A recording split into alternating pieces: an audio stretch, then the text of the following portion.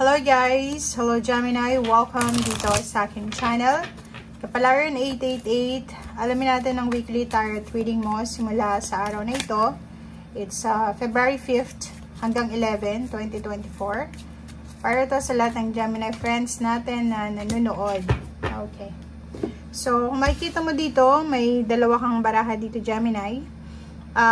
Pwedeng resonated ito sa Gemini na may kapamilya, karelasyon na Leo, or pwedeng Aries. Okay, so sinasabi ng baraha dito na may Gemini na nagmamanifest or posibleng nagsisimula pa lang kayo. Nagsisimulang maghanap ng trabaho, nagsisimulang mag-cultivate ng dreams nyo.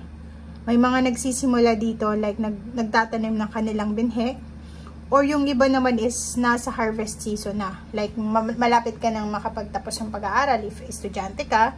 Yung iba naman sa inyo if parents ka or adult na, pwedeng may mga obligations kayo sa buhay na posibleng malapit nang matapos. May mga pinapagawang bahay, malapit nang mag-retire, malapit nang kung ano man itong malapit na sa manifestation ng dreams mo.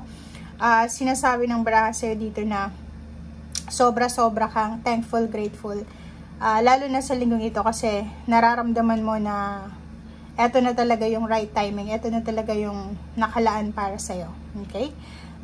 May pagkakataon din dito, Gemini, yung iba sa inyo na sobra kayong magiging generous, diba? Sobrang magiging generous, sobrang magiging matulungin yon. Kasi, diba, pag may mga blessings na dumarating sa buhay mo, mas lalo kang nakakapagbigay ng blessings sa ibang tao. So, ano man itong blessings na natatanggap mo, so still be humble and share your blessings if ever man na may mga blessings tayo na natatanggap. Okay?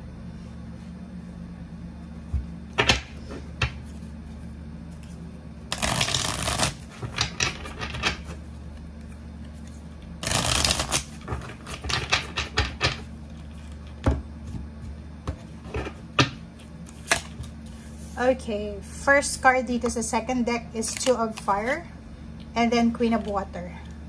So, nakikita ko sa'yo dito na posibleng may partnership to. Okay, so isang water sign, pwedeng may water sign dito na medyo may edad na siya, pwedeng babae or lalaki. Kasi kahit sabihin na Queen of Water, pwede siyang King of Water din. So, nakikita natin dito yung partnership. So, it's either you, ikaw, Gemini, bilang isang air signs, may partnership ka with someone else na mas matured na sa'yo. Ano ba ito? So, pwedeng yung kasalukuyan mong relationship is mas maedad kaysa sa'yo, or ikaw yung medyo maedad kaysa sa karelasyon mo.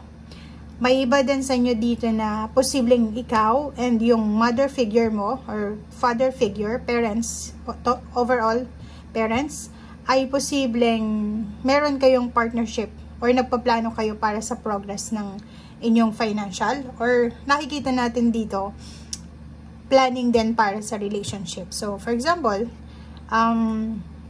yung iba sa inyo dyan, nagbabalak kayo na mag-retire sa isang lugar or mag-grow old together sa isang lugar. May iba na nagbabalak na magpakasal, may magbe-business. Ang dami-dami nyong binabalak, minamanifest, lalo na sa linggong ito. Okay? So, parang, ang dami-dami mong, kasi itong Queen of Water na to, pwede din siyang manifestation ng isang Empress na nakafocus ka sa abundance. So, sa lahat ng ideas na papasok sa isip mo sa linggong ito, ay, ilalagay mo yon sa tamang direksyon. Yung parang dati ay medyo mabilis kang magdesisyon, and iniisip mo, okay lang, pagsisihan, in the end, pero kailangan ka mag-decision. But now, no, nasa proseso ka ng kailangan mong planuhin ang lahat ng mga plano mo sa buhay or yung mga gusto mo sa buhay.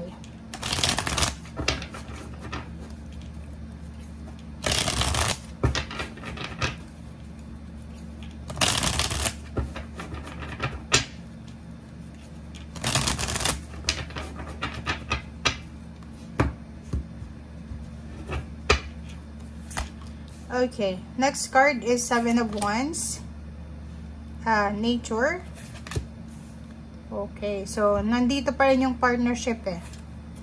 And the Sun. So yun, kung makikita mo dito Gemini, napakaganda ng baraha mo kasi yung lahat ng 8 cards na to is parang nagsasabi na lahat ng minamanifest mo ay makukuha mo kung bibigyan mo talaga siya ng sobra-sobrang focus. Okay? So, unang baraha, 7 of Wands, nasa energy nyo yan eh. Air signs energy to guys ah. Yung 7 of Wands is yung hindi pag-amin ng totoo, yung hindi totoo sa sarili, yung hindi, yung in denial ba. So, if ever nasa in denial stage ka ngayon, like relationship, may mga issues ka, yung pretending to be happy na kahit hindi ka masaya, pretending to be okay kahit hindi ka naman okay. Dito sa barahang to, sinasabi na be true to yourself, be true to your emotion, be true to others.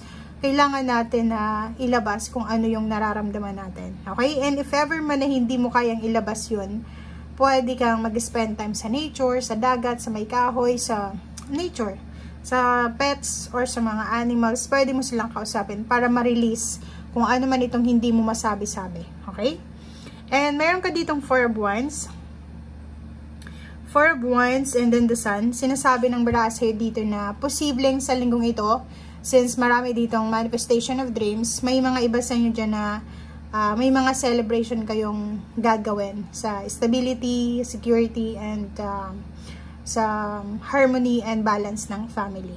Okay? So, for example, if ilang taon, ilang buwan na, ilang linggo nang hindi balance yung family affairs mo, like relationship with your parents, with siblings, with family or relatives, or pwedeng kung ano man to na foundation siya, posible siya na masettle siya. So, nakikita natin dito yung happy thoughts, happy moments, positive life, positive family life. And may mga celebration na pwedeng i-celebrate. May harvest season. Meron ditong parang nakikita natin na endings. It's a positive endings. Like kung may mga utang ka, may utang sa bangko, may utang ka sa ibang tao, may kailangan kang ayusin na papeles or kung paman, sinasabi ng baraha sa'yo dito na maayos mo siya, or if ever man, kailangan mo siyang ayusin as soon as possible, lalo na sa linggong ito. Okay? Pwede ka din na invited sa isang pagtitipon, sa isang kasal, sa isang birthday, sa isang Thanksgiving, or kung ano man to.